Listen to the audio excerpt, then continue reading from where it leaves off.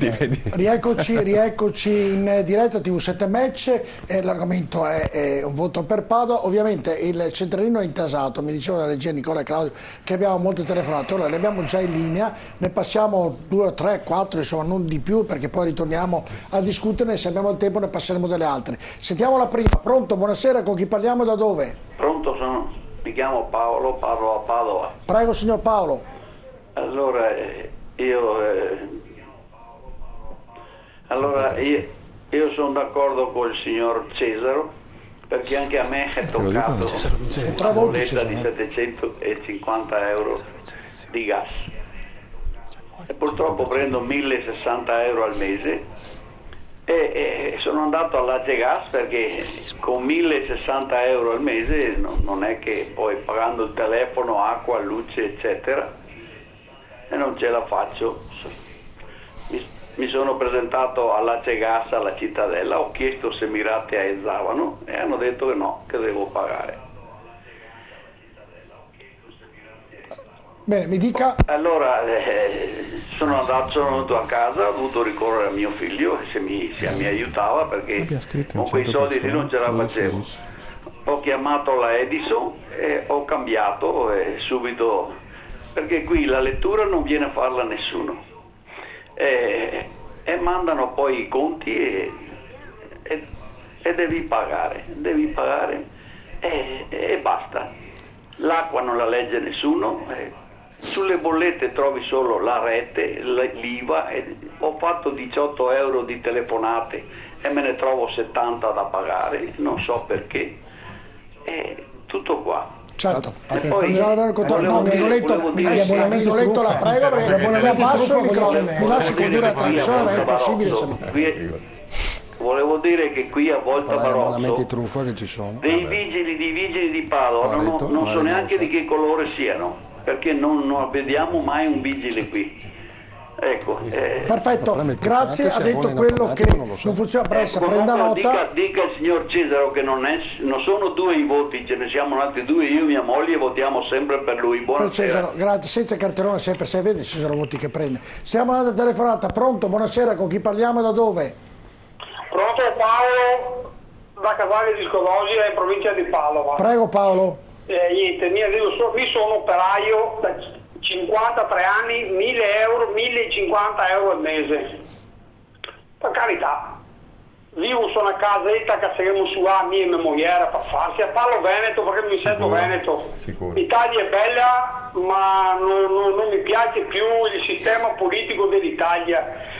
Io dico solo una cosa, i sindaci che vengono eletti da noi cittadini, no? Dovrebbero avere un attimo la voce in capitolo per quanto riguarda a livello regionale, a livello provinciale, a livello comunale, a livello politica. Dico solo una roba, no? Invece da promettere tante robe e dopo farle gli ultimi 3 mesi del mandato, no? Come adesso sfalta le strade, fa Signetica Nova, fa le AIOE 9, manda i giardinieri a sistemare, tutto per vedere il paese nel momento delle elezioni, no? Io solo che adesso i sindaci che sono da pensare, da dire, i cittadini, noi altri, gli attasi, li mettiamo al 8%, prima da votare il sindaco, abbiamo da capire a che percentuale che ne mette queste tasse che devono pagare sulle case che noi altri siamo sudati. Noi altri sono miei agenti politici che ciappa 3, 4, 5, 6, 7 mila euro al mese, che ciappa 1000 euro al mese. Io dico che è giusto pagare le tasse, per carità, ma in una maniera equa, in una maniera adeguata. È stato chiarissimo. Venire a dire in campagna elettorale i cittadini potrebbero mica vi metto a tagli a tot, vi metto l'immondizia a tot, vi metto quello per perfetto. Non promettere il male è stato chiarissimo, anche se l'ha detto in dialetto veneto e qui siamo in Veneto, quindi l'hanno capito tutti. Grazie. L'ultima telefonata dalla regia che so essere già in linea e poi ritorniamo su. Sentiamo che abbiamo in linea. Pronto? Buonasera. Con chi parliamo? Sono Deborah Porro da Padova. Prego Deborah. Guardi, sarò brevissima, le dico solamente che volevo ringraziare Bruno Cesaro per essersi candidato sindaco, così finalmente saprò chi votare. Le dico che io non credevo più nella politica, non votavo più, però lui è una persona che merita, e volevo anche rincuorarlo che siamo in tanti, tutti con lui. La ringrazio. Scusi, professor Barca, si è messo d'accordo? Cioè pure, sono pieno di parenti a Padova. No, sì, I Cesaroni no, perché tutti, nessuno per tutti precisi. No, non mi sono messo d'accordo ovviamente. No, vabbè, professor Manocase, gente soddisfatta, bollette care, il comune deve abbassare, deve spiegare, come diceva l'ultimo telespettatore in maniera molto chiara. Diteci quello che dobbiamo pagare, se andrete al governo, a governare la città, diteci quello che dovremo pagare. Con me, ecco, forse. Ma io credo che tutti i candidati devono essere, guarda che l'ascoltano, se no, tutti i candidati devono essere molto più espliciti e molto più diretti verso il pubblico. Chiedo cortesemente, perché questa trasmissione è fatta per il pubblico, non per voi, di stare a dare la possibilità che il pubblico capisca. Se lei interrompe continuamente è una cosa poco gradita dal pubblico e quindi dall'azienda. La seconda cosa, invece, volevo correggere un'affermazione. Zanonato non è andato a Roma a fare il ministro, è andato solo a Roma e basta. Perché aveva dei compiti fondamentali da assolvere e non lo ha fatto, e questa azienda, che aveva un problema perché ha vinto 26 ricorsi al TAR e bastava solo che il ministro dello sviluppo economico facesse una sigla, mi ha passato il suo segretario Formaggio, che poveretto non è riuscito a firmare.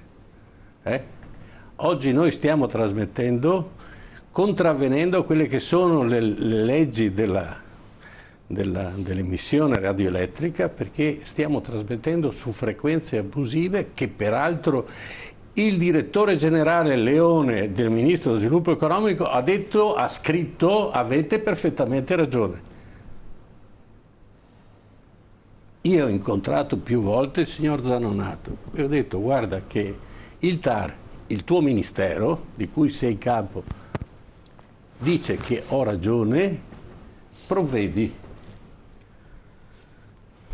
È un'azienda padovana, e Zanonato lo conosco da 40 anni, ma manco mi ha risposto al telefono, si è ben guardato di chiamarmi e dire non posso fare niente, e spiegarmi perlomeno, perché lui è stato mandato a Roma per fare il ministro e non lo ha fatto. Adesso lo mandiamo in Europa a fare non so che cosa, perché non è possibile che andiamo avanti in questa maniera. È assurdo. Questa è un'azienda che funziona, ha dovuto dimezzare i dipendenti perché siamo a rischio di chiusura, perché un ministro non ha ancora messo 2 righe al posto giusto, al momento giusto, e se l'è ben guardato. Non era una questione di preferenza, di cortesia, di voto di scambio, di niente. Devo soltanto dire, questo, siccome il TAR e il Consiglio di Stato ha detto che è così, così sia. No, siccome lo stesso direttore generale che ha detto se Zanonato mi chiama, io firmo. Il signor Leone è andato in pensione, ma Zanonato non ha firmato. E allora, prima di dire certe cose, allora mi spiego perché Padova va a Remengo. Me lo spiego, se no non capisco. Noi lavoriamo qui 12 ore al giorno, vero Giorgio? Ecco. E diamo servizio pubblico. Io non pretendo niente, pretendo esattamente quello che hanno avuto gli altri. Né più e né meno quello che le altre emittenti hanno avuto. E peraltro poco, perché tutte le emittenti sono fuori regola, compresa la mia. Perché trasmettiamo, grazie al signor Berlusconi, che è stato ministro dello sviluppo economico quando hanno fottuto Scajola, e l'hanno fottuto apposta perché lui diventasse ministro dello sviluppo economico, ha dato le frequenze che non sono dell'Italia, sono della Slovenia e della Croazia. E quindi Telenuovo, Telechiara, tutte, Tele Serenissima, sono tutte frequenze che vanno a interferire le emittenti estere che hanno diritto di trasmettere. E allora la prima cosa che fa un ministro va là e fa pulizia. Ma non è che le frequenze non ci fossero, le frequenze se le sono regalate. Ma guarda che strano. 5 frequenze a livello nazionale del modico valore di 4 miliardi di euro se le sono regalate loro. E non lasciando le emittenti locali prive di frequenze. Il ricorso alla Corte Europea, la Corte Europea ha detto non può avere le frequenze, non può regalarsi, non le può regalare la RAI, non le può regalare agli altri e non è successo niente. Hanno rifatto il bando. E chi l'ha fatto? Catricalà. E chi era il ministro del economico? Ma cazzarola. Indovina un nome a caso. Flavio Zanonato. E sono corsi perché stava saltando il governo, c'era l'ingegnere, il capo tecnico che correva perché il bando doveva finire prima che salti il ministro. E il ministro poteva prendere a calci in culo questi 4 disgraziati e sistemare le cose. Le frequenze ci sono, quindi Telechiara, Telenuovo, Teleserenissima, Triveneta, tutti questi potevano avere le loro brave, tranquille, bellissime frequenze. No, sono stati rimessi all'asta. Rimessi all'asta perché? Quando c'è un mercato che è asfittico, quando c'è un mercato che è già occupato, ma questo sono uscito fuori dal seminato, mi scuso. Ma sono di Padova, professore, le aziende che ha detto sono di Padova. Io mi auguro che chi eleggiamo faccia almeno gli interessi dei padovani. È il minimo che si può pretendere. E che abbia l'attenzione che quando c'è un problema di questo genere, quindi ho i dipendenti in cassa integrazione, questo signore abbia la pazienza di ricevermi e gli spiego cosa sta succedendo. 85 dipendenti, ma stiamo scherzando? Deve vergognarsi. E non ho altro da dire. Bressa, i problemi sono questi, lo diceva il nostro editore Mano Cai, noi non chiuderemo. Sì, io rispetto a quest'ultima questione, insomma, sono sincero, non la conosco, insomma, e quindi non entro nel merito, anche perché ti mando i fascicoli, anzi, insomma, di tutti i ricorsi. Se avrò occasione potrò, insomma, anche occuparmene volentieri. Me l'hanno detto tutti, guarda, per poter dare una mano, perché chiaramente, insomma, tutti dentro il PD mi hanno detto ti do una mano. Io la prima volta che non ho capito se me la mettevano in testa che sento di questa questione, insomma, se ci sarà modo ci interesseremo per cercare di essere utili, come nello spirito di chi chiaramente fa politica. Per chiaro, io mi sento responsabile per quello che fa l'organizzazione Partito Democratico della città di Padova, e sono portatore, insomma, in qualche modo delle istanze che avanza Ivo Rossi per il futuro della città, perché è il candidato nel quale ci riconosciamo. Poi per il resto, insomma, tutto, diciamo, ha bisogno di ulteriori approfondimenti. Rispetto alle sollecitazioni che emergevano anche dai telespettatori, rispetto all'ultimo che parlava appunto anche della tassazione sulla casa, sulle attività produttive, sulla seconda casa, no, della famosa Tasi, credo che dicesse una cosa giusta, nel senso che è evidente che per uscire dalla crisi economica adesso finalmente sembra che stiamo vedendo, insomma, una luce in fondo al tunnel. Padova ha una previsione di più 1,3% di PIL ed è anche un po' il motore della ripresa a livello veneto. Bisogna parlare anche di tassazione, sapendo che meno è la pressione fiscale, più c'è la possibilità per le aziende di riuscire ad agganciare il volano della crescita. Ecco, noi abbiamo detto con chiarezza che, anche sulla base di quanto abbiamo fatto con l'IMU, che sulla prima casa chiaramente teneremo le tariffe al minimo, cercheremo di fare il possibile per quanto riguarda anche le attività produttive. Chiaramente la coperta è corta, quindi nel caso l'aliquota più alta sarà per le secondo case, e questo è stato l'assessore Umberto Zampieri, che è l'assessore competente, a dare questi elementi, insomma, di chiarezza rispetto all'applicazione della Tasi, che comunque sarà discussa con l'approvazione del bilancio e quindi dopo le elezioni, ed è per questo che non è ancora stato oggetto di discussione attualmente. Cesare. No, mi rifaccio a quello che diceva Rigoletto prima, no? Cioè che effettivamente parlava di IMU e di Tasi. Certo. No? Repubblica, che non è un giornale di estrema destra, è un giornale che appoggia come si chiama il vostro mentore, non mi ricordo neanche più il nome, Renzi. C'è un'allergia.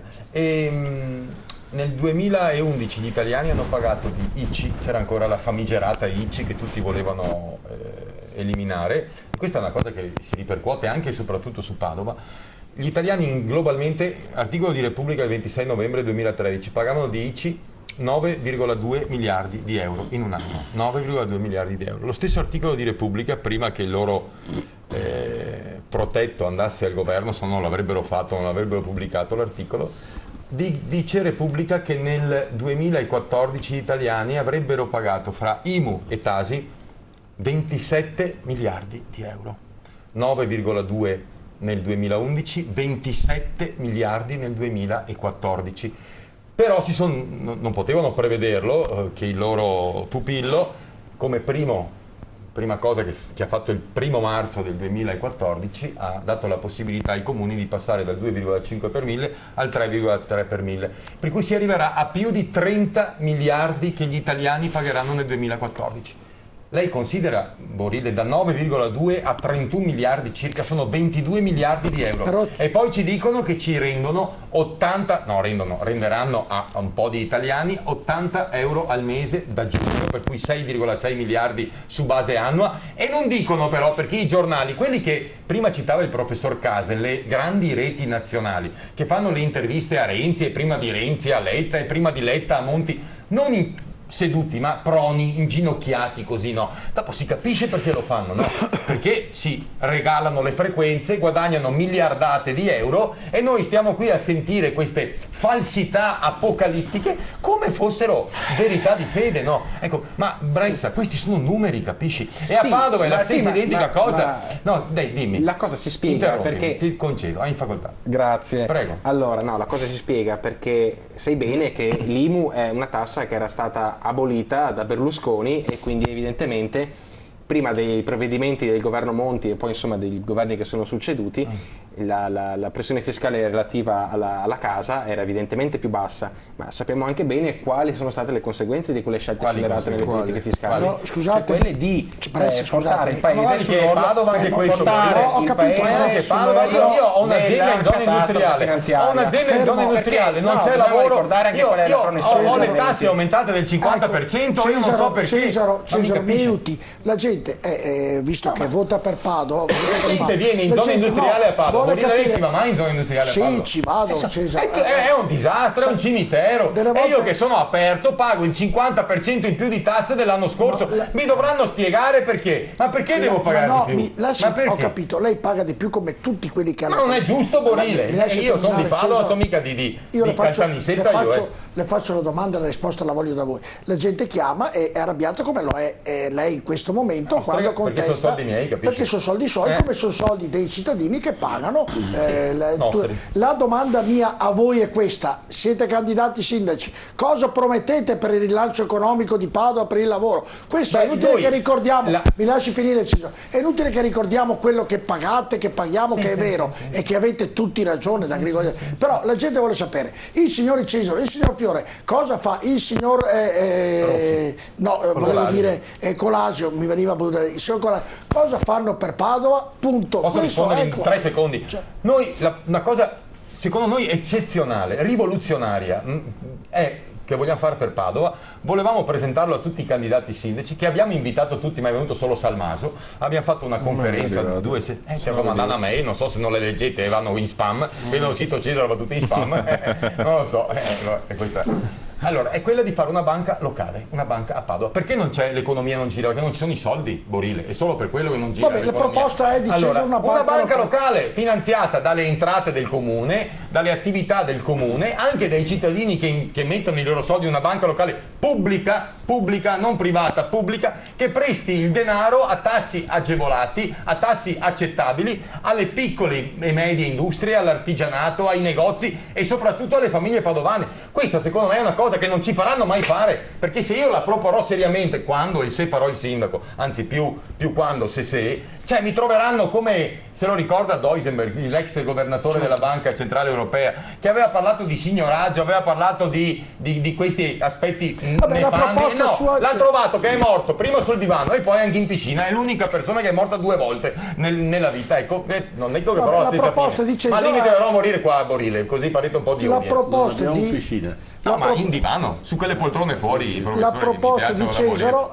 Cesaro dice e noi vorremmo con tutti i candidati sindaci proporre di fare una banca per servire i cittadini padovani. Come idea non è neanche malvagia, Fiore, se è fattibile. Certo. Infatti su questa idea concordo con Cesaro, noi ci siamo fatti scippare tutte le banche e se ne può fare un'altra, ad azionariato popolare, oppure vediamo come. Il microcredito è un'altra delle cose, dato c'è un sacco di finanziamenti europei sul microcredito. Ha aperto la prima agenzia di microcredito nell'Ansa Borgomagno sotto il Cavalcavia, noi vorremmo potenziarlo perché sul piccolo commercio il microcredito può dare delle risposte enormi. Marchio Made in Padova, sul lavoro, fin tanto che l'85% delle merci che noi padoviani compriamo vengono da fuori, non la ripopoleremo mai la zona industriale con la manifattura, perché ci vuole manifattura. Allora noi vogliamo farlo, marchio Made in Padova, per il legno, per il mobile, per i prodotti per la casa, per l'alimentare, per il tessile, e un'amministrazione che dica: cari cittadini, da oggi potete scegliere un prodotto qualsiasi o un prodotto che dietro è il lavoro di vostro marito, di vostra moglie, il vicino di casa, l'amico, e ci responsabilizziamo. Un'amministrazione che aiuta una comunità ad aiutarsi. Sull'export, finanziamenti europei. L'Europa dall'anno scorso ha spostato i finanziamenti dalle regioni agli stati e alle città. Le città, ha capito l'Europa, spendono meglio i soldi europei. Allora il futuro di Padova si gioca sulla capacità di prendere i finanziamenti europei, e non ce la faremo se l'ufficio preposto attualmente del Comune riesce a portare a casa nel 2012 1.200.000 euro, perché lì c'è una persona che è lì per, diciamo, motivi relazionali e non per merito. Noi nell'ufficio finanziamenti europei non ci possiamo più permettere di mettere gli amici degli amici, dobbiamo mettere persone che hanno fame di ottenere un risultato. Abbiamo avuto ospite un europarlamentare la settimana scorsa, ha detto gli italiani purtroppo non organizzano eventi, non ce li fanno sapere perché l'Europa ha soldi da dare, ed è una negligenza degli italiani non fare questi richieste all'Europa, certo, perché ci sarebbero molte possibilità in tutti i settori. Guardi, ne posso dire 3 più importanti. Mobilità integrata. Se vendiamo in questo modo la società dei trasporti è un po' difficile prendere i finanziamenti europei. Risparmio energetico, e torniamo a quello di prima, e ne parliamo con Grigoletto quando si è letto il mio programma, e riqualificazione urbana. Riqualificazione urbana è un tema di tutta Europa. Riqualificazione urbana vuol dire le aree degradate, disabitate, in degrado che ci sono a Padova, e questa è una delle filiere di nuova economia. Se noi riusciamo a fare bene la riqualificazione urbana, oltre a dare un vantaggio e un'identità ai quartieri e a lottare contro il degrado, le nostre imprese imparano a farlo e lo portano in tutte le altre città europee, perché sarà una delle filiere di nuova economia la riqualificazione. Grigoletto, l'idea della banca è una bella idea secondo lei? No. Io, quando la situazione è drastica come pressione fiscale e c'è la gente che si suicida e chiude tutti i giorni, serve una riduzione drastica della spesa pubblica e il Comune può fare la propria parte. Io sono per eliminare le partecipate del Comune, subito, via. Sono solo buchi di bilancio oppure aziende che servono a niente. Ci sarebbe da fare una bella cosa a Padova, no? Il cablaggio larga banda, non ne parla nessuno. Unica comunicazione che hanno le aziende, non c'è già. Manca l'ultimo metro. Scusa, non ti ho interrotto. La Padova è cablata in minima parte e soprattutto ci sono aziende pubbliche che purtroppo, secondo me, tirano i finanziamenti europei, tirano un cavo in mezzo alla piazza e lasciano tutto là. Manca tutta la parte, diciamo, di collegamento con tutte le aziende. Tra l'altro è uno dei motivi per cui si potrebbe avere la televisione via streaming, tra l'altro in determinati ambiti, perché voglio dire, ma lo fanno apposta. Per la larga banda è una delle cose. L'unico metodo di sopravvivenza in questo momento qua è anche che l'azienda comunichi con l'estero. Se non ha la possibilità di aprire una sede all'estero, il cablaggio larga banda è l'unico mezzo di comunicazione che c'è. Punto. Questa è la prima parte che deve fare un comune serio. In secondo luogo, cominciare a gestire tutte le spese del comune in modo diverso. Perché un San Gaetano mi costa 80.000 euro al mese? Si prende, si dà una fondazione e paga l'affitto al comune. Mettiamo San Gaetano, visto che è stato nominato alla regia così. 80.000 euro al mese costa, con tutte le spese che ha. Chi paga? Chi Cioè, paga? il comune non produce ricchezza. Sentiamo subito. Le 200 non Allora, Sentiamo chi paga. Sentiamo chi paga. Io so benissimo chi paga, è una provocazione. Vabbè, lo dice, perché lo sono dice. spese correnti che vengono finanziate con. Volevo completare il discorso. IMU. Altro che grosso economico. Berlusconi ha abolito l'IMU prima casa, che sono aumentata di 4 miliardi di euro, non tutta l'IMU, altro che tracollo economico. La stessa cifra che è stata data al Montepaschi per richiamare il bilancio, dove il Montepaschi è sempre sotto il controllo della fondazione del comune di Siena, altro che non si sa niente. Così abbiamo messo a posto con l'IMU degli italiani di prima casa i buchi di bilancio di una banca che non è proprio a direzione sintetico, Grigoletto, davvero. Un'altra parte che manca in tutti i dialoghi è il piano triennale delle opere pubbliche. Cosa facciamo? Questa amministrazione qua non ha fatto nulla. Parcheggio in Piazza Rabi è ancora là. Parcheggio interrato in Largo Europa non è partito in project financing. L'auditorium abbiamo visto che fine ha fatto. Avete sbagliato il posto, avete sbagliato la gara e avete speso 700.000 euro. Avete fatto i carotaggi dopo per la Cappella di Scrovegni invece di farla prima. Sul programma di Rossi, tra l'altro, l'auditorium adesso, guarda caso, e questo va detto ai padovani, lo vorrebbe fare in Piazza Remetani, che l'ha appena pedonalizzata, quindi non c'è neanche il parcheggio, comprando la Cassa di Risparmio che è Banca Intesa. Con la Fondazione Cassa di Risparmio, scusa, è un passaggio importante. Quindi la Fondazione Cassa di Risparmio, che usa soldi pubblici, compra se stessa con la Banca Intesa. Guarda caso che quel posto lì va proprio bene in ZTL, dove non c'è parcheggio.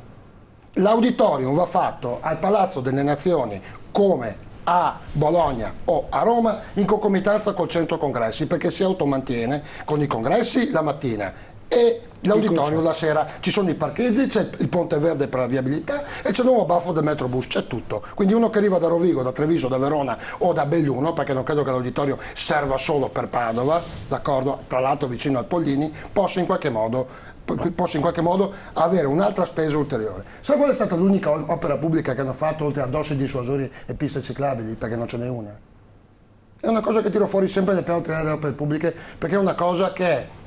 Cosa Grigoletto? Se va al Parco Europa, che è qua vicino, c'è la serra di cristallo. Sai quanto costa il giardino di cristallo? 3.600.000 euro. Un'opera infrastrutturale fondamentale per la città di Padova. La passerella ciclopedonale costa 1.870.000 euro. Chi la usa? Per andare dal Parco Fistomba a Largo Europa? Cioè, voglio dire, non è stato fatto un parcheggio a Corona attorno al centro storico perché avete demonizzato l'autovettura. Chi usa l'autovettura deve essere uno da perseguire, da multare, in qualche modo da esorcizzare. Uno deve utilizzare la bicicletta come vicina o i trasporti pubblici. Basta, non c'è altra alternativa. E dopo si vuole rivitalizzare il centro storico. Andano tutti nei centri commerciali dove parcheggiano come ad Amsterdam o Copenaghen. Grigoletto, c'è l'autovettura anche elettrica demonizzata. Grigoletto, lasciamo parlare C'è l'autovettura elettrica, tra poco vi faccio vedere una fotografia che l'abbiamo raccolta. Se la regia mi fa vedere la cappella di Scrovegni, perché vi faccio vedere una fotografia che nel vederla oggi era sul sito di no, adesso fra poco la vedrete. Il nuovo auditorio attaccato alla cappella. Basta così, Rigoletto, adesso l'abbiamo lasciato parlare, deve lasciare rispetto per gli altri. Allora, non è morto. Se riusciamo a tirarla fuori, Nicola, dove ci sono tutti gli indumenti appesi che sono lì per asciugare e sono vicino alla cappella degli Scrovegni è una fotografia appesa da Padova a rifare, dunque le dico anche dal sito. Oggi ho cercato di tirare fuori quelle belle e quelle meno belle e tra poco la vedremo. È davvero orribile come fotografia, insomma, per l'emblema di Padova. Si può fare qualcosa, Brescia, se adesso la regia me la mette fuori? Beh, adesso su questa cosa qua non ho colto fino in fondo quale sia il problema. È evidente che... Adesso gliela faccio vedere, quando la vede lo capisce il problema. No, è evidente che la nostra intenzione è quella di continuare a migliorare anche con uno sforzo maggiore chiaramente nella direzione di accogliere quelle che sono le istanze dei cittadini. Noi tra l'altro, insomma, questa campagna elettorale stiamo raggiungendo tantissime persone, abbiamo anche costruito un percorso di partecipazione molto ampio che ci ha permesso di entrare in contatto con tantissimi cittadini e quindi stiamo ascoltando quelle che sono le molte esigenze di miglioramento della città che in questa fase stanno emergendo. Quindi il nostro impegno sarà quello di accoglierle e adesso anche di intervenire su questioni come quelle che solleva in merito all'immagine che stiamo attendendo. No, quella però, non è che sia una cosa scandalistica, però è brutto a vedere tutto qui, non c'è, capito? Credo adesso, se la regia riesce a trovarlo, mi fa sapere se la trova. credo sia importante valorizzare la bellezza della nostra città, perché la bellezza della nostra città può essere realmente un volano di sviluppo, sapendo che sono già aumentate le presenze turistiche, gli arrivi e quindi anche i pernottamenti e quindi anche quelle che sono le spese che chiaramente i turisti poi fanno in città. Quello che dobbiamo fare è puntare ancora di più, perché Padova ha delle grandissime potenzialità, dobbiamo valorizzare il patrimonio storico-artistico, organizzare anche degli eventi culturali di livello internazionale. Mi dispiace però che l'amico Colasio abbia inteso la cultura un po' come una cultura dei salotti, una cultura molto elitaria. Quello che dovremmo cercare di fare è costruire una cultura innovativa, una cultura che parli anche ai giovani, una cultura che riesca a mettere in moto l'energia e i talenti della nostra città. Questo secondo me è stato fatto poco. Anche il centro culturale San Gaetano, che appariva prima, deve essere ripensato e deve avere una gestione manageriale, perché non può essere un contenitore all'interno del quale ci sono diverse rassegne che non sono pensate in continuità con un programma di lungo periodo, ma bisogna dare una gestione manageriale che faccia sfruttare quello che è uno spazio stupendo. Eccola qui, l'abbiamo con fatica perché ne hanno molte. Scusami, che può essere il centro di innovazione culturale di Brescia, adesso qui la vede un po' tagliata, un po', però questa è la Capisco Bene. Qui sotto ci sono dei lavori in corso, ci sono delle persone che qui non riusciamo a vederla se la mettiamo in posizione originale. Ecco, man mano sta tornando. Ecco, io passo per Padova, ho detto è bella Padova da vedere, mi permetto e le chiedo anche scusa se io passo e vedo uno dei gioielli di Padova in queste condizioni, metto un guardiano perché mi arrabbio, per non dire mi incazzo, ha capito? Perché ha completamente ragione. Dal comune. Probabilmente qualche minuto dopo lo scatto di questa fotografia sarà arrivato fatalità, io non ho uno dubbi, dei vigili urbani che citava prima io non ho dubbi, però ripassando le persone purtroppo non si può controllare contemporaneamente questa è la storia di una città, della città. È una storia della città, vederlo così è un po' deprimente tutto qui. Però Brescia ha ragione, quando parla degli arrivi a Padova, gli arrivi sono aumentati tantissimo a Padova, è che non è proprio il turismo che i nostri albergatori e i nostri ristoratori ambivano. Arrivano sempre questi turisti, quelli che anche la Boldrini chiama nuovi turisti, che noi dovremmo gestire come dei turisti, però non è che spendano più di tanto o che... No, pernottano, però hai ragione, pernottano sì, ma magari, ecco, di questo turismo qui Brescia, lo sai, faremmo volentieri a meno, insomma, è quel turismo lì cui facevi cenno, no? Fiore, nell'ironia di Cesaro. Commentare un attimo sul discorso San Gaetano e luoghi, auditorium, eccetera. Io credo che un po' il problema del San Gaetano che potrebbe riproporsi con l'auditorium è il fatto che si parte dal costruire l'opera e poi casomai si pensa dopo a... Un attimo ci arrivo. E poi casomai si pensa dopo a che cosa farci dentro. Rimettiamo San Gaetano. L'imprenditore che vuole fare un'attività prima fa il business plan e decide che cosa fare, come, costi, e dopo in base a quel business plan decide quanto grande, dove farlo, come farlo, il capannone. Quindi qua bisogna partire, per parlare anche di cultura, di luoghi della cultura, non dalle opere, dai programmi di esercizio. Decidiamo che cosa vogliamo fare dentro un futuro contenitore, quante persone vogliamo portare, i costi di gestione, chi gestisce gli eventi e in base a questo dimensioniamo l'opera. Una volta che l'opera è dimensionata decidiamo anche dove farla. Su San Gaetano è un diciamo che si deve automantenere, sono d'accordo con Fiore. Su San Gaetano il problema non è tanto, se vogliamo, ed è un problema, gli 80.000 euro al mese di costi. Il problema è che cosa generano quegli 80.000 euro di costi, nel senso che a me andrebbe anche bene che spendiamo 80.000 euro, se però portano a Padova 1 milione di turisti, generano 90.000 euro di biglietti, indotto per i bar, nulla di tutto. Uno dice chi li paga gli 80.000 euro li pagano, le tasse di chi arriva, eccetera, eccetera. No, Quindi il problema è un bel vedere, insomma, è una bella struttura, perché non è una struttura ricca di eventi,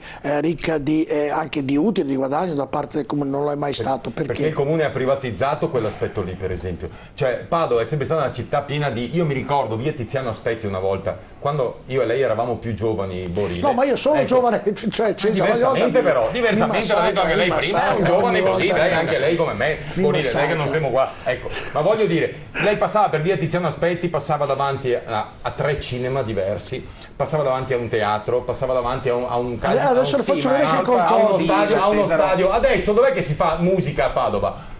si fa musica allo Z, si fa, basta, Geox, perché noi se a c'è quanti soldi prendiamo no, di affitto il da quell'area lì? Concordi, Nulla, sì, no, 3.000 euro, 5.000 euro. Beh. Ecco, noi, la mia lista, per dire, la mia lista, siamo fermamente contrari all'edificazione dell'auditorium, laddove in qualsiasi posto si voglia fare. Bisogna riqualificare quello che già c'è. C'è il Concordi, dov'è che lo buttate voi? Adesso il vi faccio Quirinetta, dov'è vedere. che lo buttate? Aspetta, C'è Cesaro. l'Altino, il Mignon, sono posti da riqualificare, spenderemo meno e daremo più Le vita faccio al vedere il centro della Concordi città. com'è ridotto, le Il faccio Concordi è vedere un il Concordi. disastro, è un disastro. Anche questo incentivare il privato di qualificare.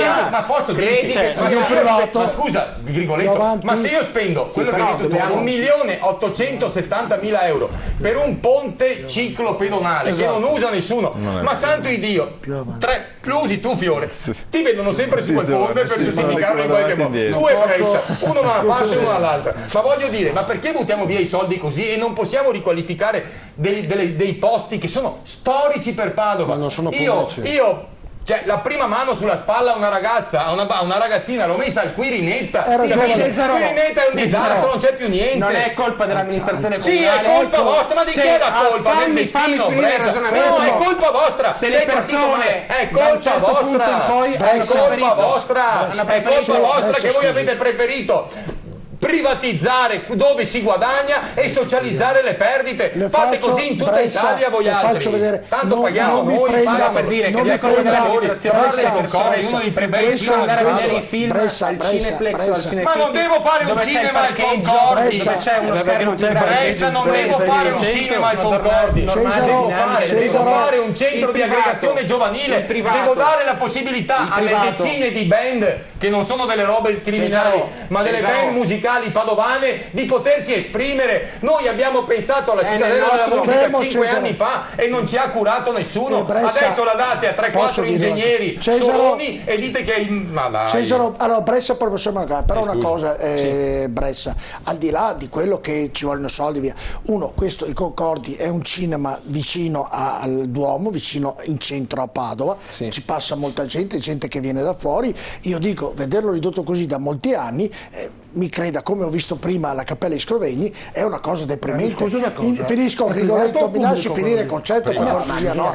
Ma mi lasci finire un attimo, no? Perché sennò non mi lasci nemmeno parlare. Questo è Concordi Perché i oggi. soldi a un ambiente privato, non è che si Non possa- c'entra, però si può dire di È una sistemare variante. Certo, fa una variante, fa una cosa.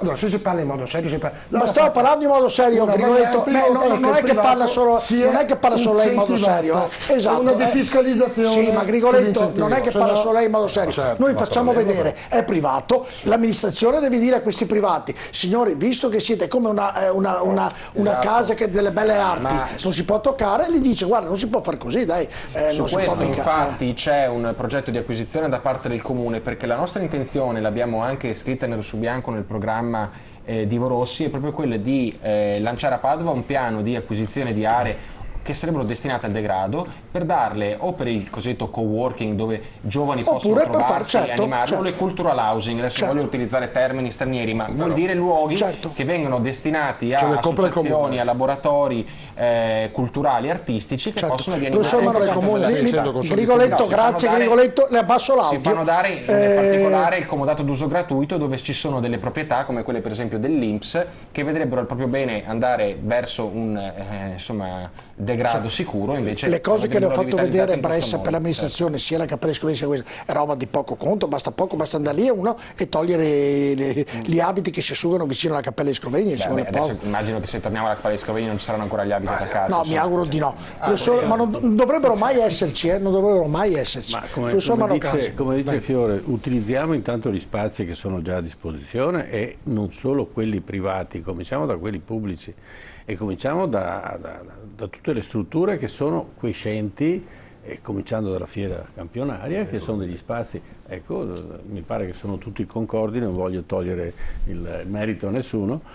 Mi pare che sia ovvio andare a pensare a costruire oggi senza soldi, andare a indebitare. La seconda cosa, io mentre parlavate ho fatto 4 conti.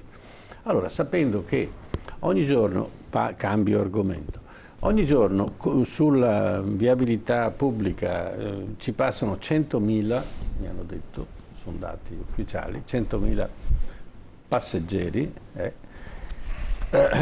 e calcolando che il 40% non paga, vorrebbe dire che sono 17 milioni di evasione del biglietto. Ma mettiamo che sia solo il 10%, mettiamo uno, come dicevano prima, mettiamo un bigliettaio. Si paga lo stipendio del bigliettaio, assumiamo una persona e si porta a casa, solo se riesce a recuperare il 10% dei biglietti, si porta a casa 3 milioni e mezzo. Quindi io non vendo la società, metto i bigliettai, vanno sul tram, fanno pagare, chi non paga paga 10 volte di più, paga 20 euro la prima volta, 30 la seconda, e fine giornata abbiamo quadrato il bilancio. No, non lo so, ma mi sembra una cosa stranissima. Se posso interrompere velocissimamente. Ma facciamo come fanno in Inghilterra, come fanno in Francia, come in Svizzera. Sono stimoli, basta andare. Sono stimoli giusti. Autobus coi tornelli, ci Bravo, sono. Sì, esatto. Adesso il progetto di APS Holding. Esatto. No, adesso vi spiego qual è il progetto. Il progetto è quello di avere il biglietto contactless elettronico che come in giro per il mondo. Esatto, nel momento in cui tu sali sull'autobus, solo nella parte dell'entrata, perché ci sarà un'entrata e un'uscita, devi passare il biglietto che fa un bip, si accende la lucetta verde, come in tutto il mondo, il conducente vede che Brescia, la persona come in tutto il mondo, biglietto. come in tutto il mondo. Stiamo semplicemente Germania, Francia, Inghilterra, come tutto il mondo. Io preferirei, ci arriviamo 20 anni dopo. Scusate, io preferirei, vista la situazione in cui si trova, preferisco il bigliettaio. Così assumiamo un po' di gente. Prima assumiamo un po' di gente, e seconda cosa, la sicurezza nel tram. Perché volano i portafogli, le borsette, tutte queste cose qua. È normale. A Roma certe linee la gente normale non le fa nemmeno più. Ecco, ma non facciamolo anche a Padova. Mettiamo il bigliettaio, fa il suo giro, controlla, che ha anche il titolo di prendere uno e chiamare, fermare il tram, consegnarlo al vigile e spedirlo. Ma bisogna fare. Ma la soluzione mi pare che sia banale. Chiara. Cioè, se io lascio aperto stanotte la porta, sicuramente questa notte andrà bene, domani notte andrà anche bene, se la lascia chiusa. E la terza volta forse qualcuno viene dentro e si serve da solo. È la stessa cosa. Cioè, un minimo di, come si può dire, criterio di buon padre di famiglia. È talmente banale che arriviamo a pensare di fare una fusione che va contro gli interessi dei cittadini. No, non lo accetto. Scusate. Fiore, poi concludiamo, perché davvero è passato il tempo questa sera, non lo so, in maniera incredibile, 2 ore e mezza. È volato, perché vuol dire che i temi erano interessanti, la discussione è anche accesa. Grigoletto ha prevalso questa sera, delle volte ci arrabbiamo perché ha parlato poco sera, è prevalso Grigoletto alla grande, però devo chiudere, Fiore, davvero. Sì, siccome volevo solo dire una cosa ad Antonio Brescia, siccome prima parlava di percorsi di partecipazione, io sono ben contento di sentirne parlare, e quindi non vediamo l'ora che partono laddove li abbiamo chiesti da mesi, e quindi un bel percorso di partecipazione con i cittadini del quartiere Forcellini per capire il percorso della seconda linea del tram, un bel percorso di partecipazione con i cittadini per capire dove e come fare il nuovo ospedale, visto che stiamo parlando di 1 miliardo di euro di investimenti pubblici, un bel percorso di partecipazione per capire in che modo, adesso che è stato firmato il PAT, fare il piano di interventi in modo da evitare cubatura per riempire i migliaia e migliaia di edifici privati che sono sfitti. Non lo chiede un'associazione ambientalista o Padova 2020, lo chiede il presidente dei piccoli proprietari immobiliari di Padova, che vede come il fumo negli occhi il nuovo costruito, perché i piccoli proprietari non riescono più ad affittare niente. Allora, su queste cose concrete facciamo i percorsi di partecipazione, vi diamo una mano, però facciamoli. Al momento le grandi decisioni sono calate sulla testa dei cittadini, e tu lo sai benissimo perché ne abbiamo parlato tante volte. No, Grigoletto parla più di 30 secondi a voi due. 30 secondi a testa. No, basta Grigoletto, 30 secondi a loro due. E per lo sport, il calcio Padova, avete in mente qualcosa? Visto che siete tutti e due tifosi, vi faccio questa domanda. Cesare non dorme la notte per il Padova, Fiore un po' meno perché piace il basket, però anche il Padova Io ho una bellissima idea, siccome mi piace questa parola, azionariato popolare, io sogno un è calcio difficile per Padova, però per il calcio Padova. No, ma lo facciamo, i tifosi lo vogliono fare, ogni tanto ci vado anche allo stadio e sarebbe un bel sogno, bisogna che qualcuno però li metta insieme. Dove va allo stadio, che non l'ho mai visto, dove va allo stadio? Vado in tribuna ovest. In tribuna ovest. Lei va allo stadio, Cesare? Vado spesso Va allo stadio, con tutti i parenti che hanno chiamato anche. Tutti i parenti allo stadio. E per il Padova? È una cosa che farei, per esempio, è l'unico stadio al mondo dove non si può bere la birra. Non so, lei vuole bere la birra? No, non è che voglio bere la birra. Mi sembra una cosa veramente come le ordinanze del comune di Padova, che c'è la foto dell'extracomunitario che beve la birra. Cesaro, pensavo che volesse il Padova di Serie A, capisco che si salga la birra. Io lo vorrei in finale della Coppa dei Campioni. No, sa cosa? Che quella dell'azionariato popolare è una bella storia che ci sentiamo raccontare tutti gli anni, l'ha detta anche Rossi, per cui se la dice Rossi vuol dire che non si potrà mai fare. Ecco, per quello che bisogna cambiare. No, ma la dice Fiore, no, quello che voglio dire è che a Padova ci sarebbero degli imprenditori che vorrebbero investire un po', è che se prima si va a Brescia a chiedere e poi si viene a Padova è normale, ma lì c'è anche una questione politica, non è andata proprio così. Ma, insomma, ma non era il tema, ho fatto una battuta perché si è detto così. Ma sai che mi piace il Padova, ci sto male sul serio. Solo telefonato, capito, proprio chiudiamo perché sono arrabbiatissimo e non abbiamo passati una che è arrabbiato. Sentiamo che abbiamo in linea. Pronto, buonasera, con chi parliamo? È pronto, buonasera, sono Paolo, sto chiamando da Padova. Prego Paolo. Io vorrei rivolgere il mio apprezzamento al signor Bressa. Per la verità, quando ho fatto questa riflessione sul tram, mi chiedevo perché in questo progetto di fusione Padova, la PS padovana, dovesse avere il 44 e invece Bus Italia il 56, dato che i fatti e i dati patrimoniali sono più a vantaggio di Padova. Dopo aver espresso il mio apprezzamento per Bressa, gli esprimo la mia preoccupazione. Io farei una legge che chi entra in politica deve avere un lavoro e quando ha finito torna al lavoro precedente. Mi risulta che Bressa sia uno stipendiato dal PD. No. Ora, i politici devono essere sempre riposizionati, quindi se non sono da una parte devono andare da quell'altra. Saia, che è venuto da voi, da senatore ha paura che chiudono il Senato, si propone come sindaco. Zan da assessore diventa parlamentare, adesso si proponeva come sindaco. Si praticamente dice che un politico deve avere un posto di lavoro. In parole povere il concetto è molto semplice e pratico. Dopo 2 mandati a Cittadella fa come ha fatto Luca Claudio e infine l'amico del dottor Casen, Zanonato, da sindaco a parlamentare e adesso deve andare in Europa. Buona serata a tutti. Grazie, è stato chiaro la risposta d'obbligo. Rispetto a quanto diceva il telespettatore, che ringrazio per le parole di apprezzamento. No, io ho il mio lavoro, sono un libero professionista che si occupa di formazione e credo anch'io, insomma, che le persone che si occupano di politica debbano avere una loro autonomia professionale, perché sono molto più liberi poi nell'esercitare anche il loro ruolo all'interno della politica. Grazie a Stefano Grigoletto di essere stato. Io faccio il farmacista. Grazie a Stefano Grigoletto di essere stato con noi, a Bruno Cesaro, grazie a Francesco Fiore e in bocca al lupo a entrambe, a tutti e due, grazie anche a Butturini, a Stefano Butturini, grazie, è stato con noi, grazie ad Antonio Bressa, grazie al professor Manocase, è stata una puntata interessante, me lo auguro che sia anche per i cittadini padovani.